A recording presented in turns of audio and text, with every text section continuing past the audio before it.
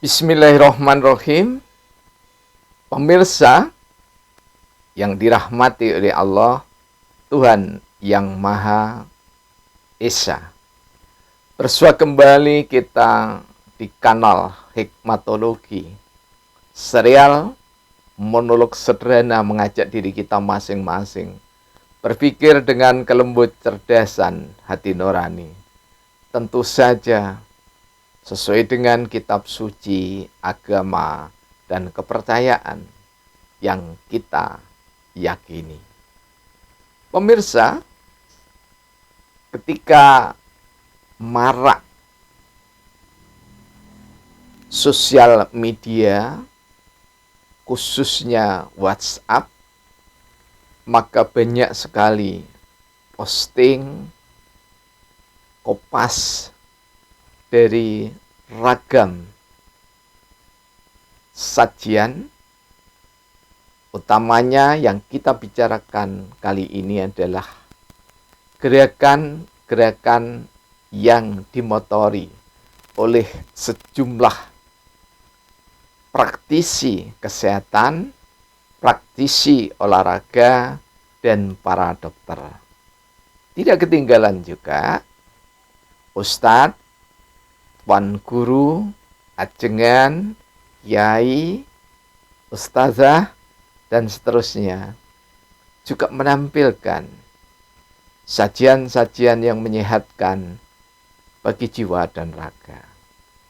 Satu hal yang kita coba untuk dialogkan bersama-sama yakni adalah gerakan jinjit dan juga gerakan jongkok atau posisi jinjit dan posisi jongkok. Ketika kita kurang memperhatikan prosesi raga ketika hamba beriman melaksanakan sholat, maka seolah-olah gerakan jinjit dan jongkok adalah sesuatu yang baru. Tetapi tidak mengapa, karena memang meskipun hal itu lama, serasa baru ketika kita baru menikmatinya, baru menyimak dan menyaksikannya. Sejak era 90-an, kami mencoba bertanya mengapa Rasulullah Muhammad SAW nyaris tidak pernah sakit. Kemudian jawaban ini baru sekitar 3,5 tahun kami dapatkan, namun bukan Rasulullah. Pertanyaannya saya ubah dengan mengapa Muhammad nyaris tidak pernah sakit. Kemudian kami dapati di dalam surah Asy-Syu'ara ayat 217 sampai dengan 220. Betapa Allah memperhatikan prosesi sholat mulai dari niat sampai dengan prosesi ragawi kita. Wa tawakkal ala azizir rahim alladzi yaroha hina takum wa taqallubaka fis sajidin innahu huwas samiul alim. Ayat ini kemudian bisa kita tali hubungkan dengan hadis yang diriwayatkan oleh Ahmad Ibnu Hambal dan Ibnu Majah. Di dalam Asbabul Wurud Asad Ad-Damsyiki bahwa berdiri atau mendirikan sholat itu dampaknya salah satunya adalah menyehatkan jiwa dan raga kita. Tentu saja nanti kalau panjenengan semua sama-sama belajar untuk menata raga kita, karena Allah melihat perubahan gerak badan kita, alladzi yara natakum. Jadi dilihat perubahan gerak badan kita, mulai dari takbiratul ikram, kemudian yusra sedekap, dan seterusnya. Nah, singkat cerita, jika kita benar-benar berupaya untuk memahami gerakan sholat, maka kita benar-benar akan mendapati bahwa jinjit dan jongkok itu justru kesempurnaannya itu terletak pada rukuk dan sujud kita. Karena itu di dalam Sahih Bukhari, Muslim, dan yang lainnya, itu disebutkan inna abdulus sholah ruku'u, seperti gambar sebelah, wasujudu. Idealnya memang ini ada videonya gitu ya, tapi ini kami karena sendirian juga belum mampu untuk menyajikan yang lebih sempurna dari yang sekarang.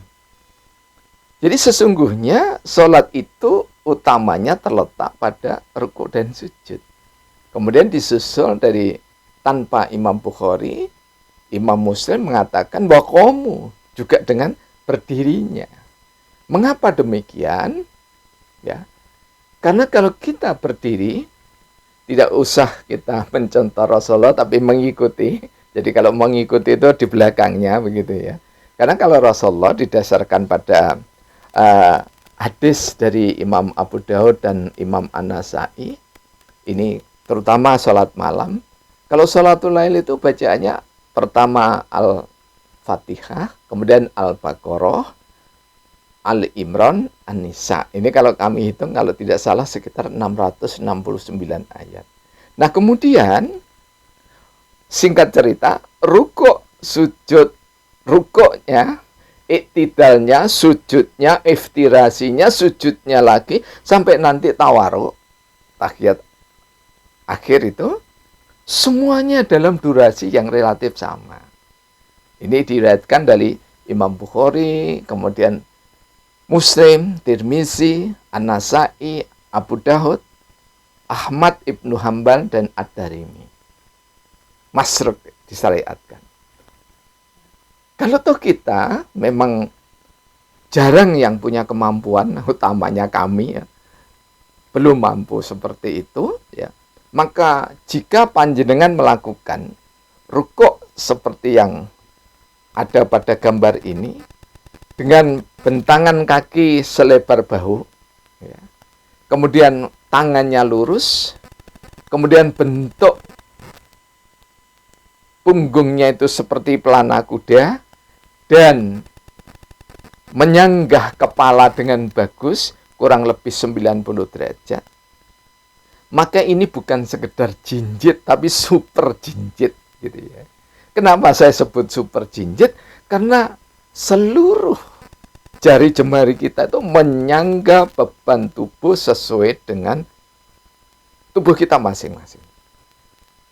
Sembari kita melihat tempat sujud, ya, jadi tempat kening kita nantinya, ya, membaca Subhana Rabbiyal Azim, atau Subhana Rabbiyal Azim wa bihamdi, atau Subhanakallahumma Rabbana lakal hamdan katsira thayyiban barakafi, atau Allahumma raka'tu walaka aslamtu anta rabbi khosa'a, sampai akhir rukuk, ya. Ini yang paling panjang itu ya. Itu diulang-ulang, kita mengikuti sekali lagi Rasulullah. Kalau bacaan kita patok saja, standar kita Al-Ikhlas. Kalau bacaan Al-Ikhlasnya itu dalam durasi 7 menit, yaitu kurang lebih sekitar 15 kali, ya, Maka Subhana Rabbiyal Adzim atau bacaan yang lainnya tuh juga sebanyak 15 kali. Iktidalnya juga dibaca 15 kali. Sujudnya dibaca 15 kali. Iftiras dibaca 15 kali. Kemudian sujud lagi 15 kali dan seterusnya. Maka nanti sekitar 2 rakaat akan ketemu waktunya itu kurang lebih 12 sampai dengan 15 menit. Jika panjenengan membaca masing-masing semuanya 33 ya di antara rukun salat itu, maka akan ketemu sama dengan 10.000 langkah. Jadi waktunya 30 menit sampai 35 menit. Makanya kenapa sholat subuh itu pendek? Karena jika kita mengikuti teladan Rasulullah Muhammad SAW, maka waktu kita yang terpanjang sholat itu justru sholat sendirian, bukan sholat berjamaah di masjid.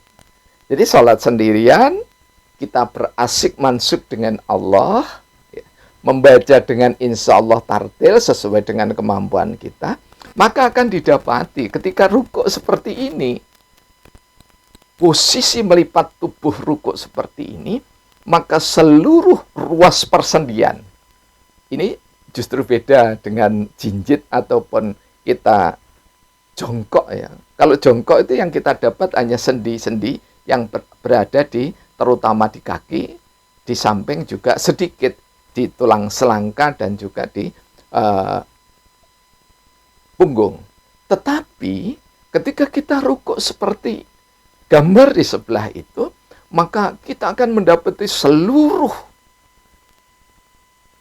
persendian kita itu menyanggah tubuh, dan pada saat menyanggah tubuh seperti ini, maka ini sederhananya, bantalan-bantalan yang berupa cairan sekaligus juga ada tulang rawannya itu, ini akan makin lama makin menguat.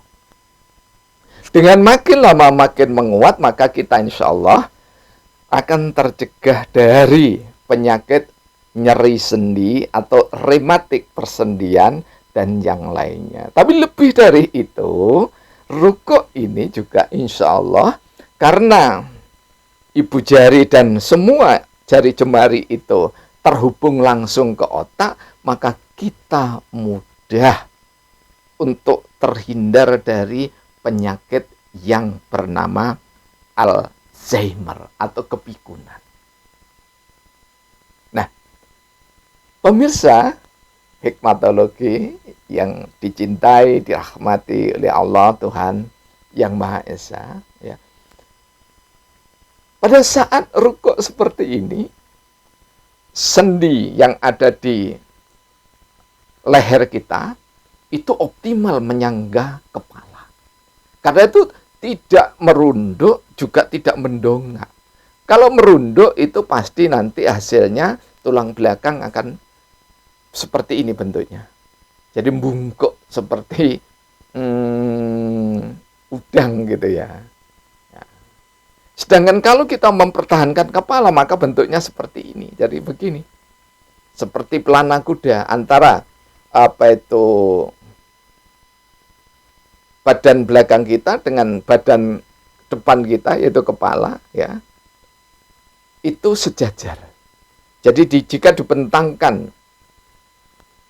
tongkat, maka tongkat itu akan ada rongganya.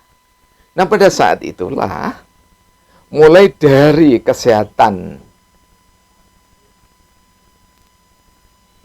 yang berkaitan dengan kejantanan, ya, berkaitan dengan feminitas, ya, itu bagi perempuan tidak akan mengalami frigiditas, dan bagi laki-laki insya Allah akan terhindar dari impotensi. Ini beberapa hal. Jadi kami menyampaikan ini sebenarnya sudah pernah kami sampaikan di 700 lebih ya unggahan kami, diantaranya itu ya 4 tahun yang lalu, tetapi karena di proksi sama saudara-saudara kita dari Ukraina, maka unggahan ini kami ulang dengan sedikit tambahan-tambahan. Tetapi ini sekali lagi, prosesi yang saya sampaikan ini masih bersifat general. Karena itu pemirsa yang dirahmati oleh Allah, mudah-mudahan nanti kita bisa menyambung lagi sehingga kita nanti runut gitu ya. Jadi mulai dari ibu jari, kemudian telunjuk, jari tengah, jari manis, kelingking, ini terhubung kemana saja di organ tubuh kita. Insya Allah, dan mudah-mudahan nanti ada mahasiswa kita yang membantu sehingga nanti sajiannya itu ada, selain gambar kalau bisa itu ada videonya. Mohon maaf atas kekurangannya dan mudah-mudahan ada manfaatnya. Dan sekali lagi, ini adalah gerakan orang yang sehat, mencegah penyakit, sekaligus bagi yang terkena penyakit-penyakit ringan, jika dilakukan dengan baik gerakan sholat, mulai dari melipat tubuh berdiri dengan baik, maka insya Allah 365